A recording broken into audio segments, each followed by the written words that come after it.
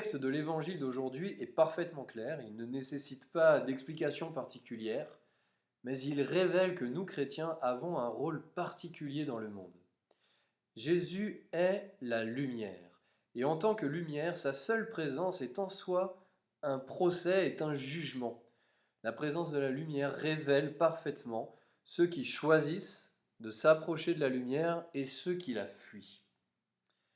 Il y en a qui ne connaissent pas Jésus, qui ne croient pas en lui explicitement, mais qui voient la lumière et qui cherchent à s'en approcher. Il y a ceux qui connaissent Jésus ou qui ne le connaissent pas et qui marchent dans les ténèbres. Il y a nous. Nous avons un statut particulier, nous chrétiens, nous avons la pleine lumière, tous les moyens de nous orienter vers elle.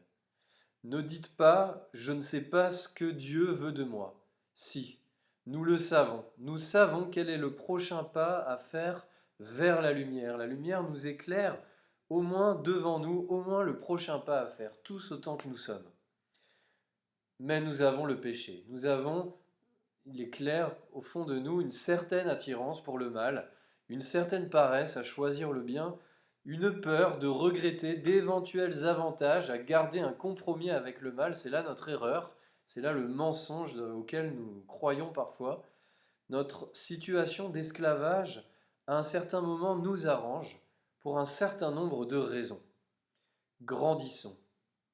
Accomplissons des œuvres de lumière, des œuvres miséricordieuses, notamment celle très importante d'évangéliser, de savoir présenter la foi chrétienne à un proche, de servir celui qui en a le plus besoin. Et nous verrons, nous reconnaîtrons qu'à chaque pas vers la lumière, nous nous laisserons mieux attirer vers cette lumière et que l'obscurité nous dégoûtera davantage. Marchez tant qu'il y a la lumière, nous dit Jésus, car il n'y aura pas toujours la lumière. Bonne marche.